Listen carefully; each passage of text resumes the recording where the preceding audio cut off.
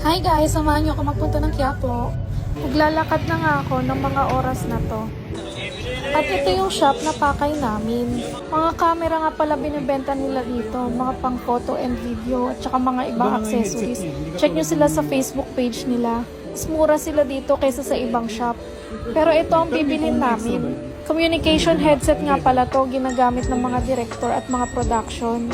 Tapos naman ay pinuntahan namin itong paggawa ng salamin. Dito nga pala ako madalas magpagawa ng salamin pag nagagawi ako ng Quiapo. Mura nga pala dito. At nakapili na ako. Ito yung una, pangalawa, at pangatlo.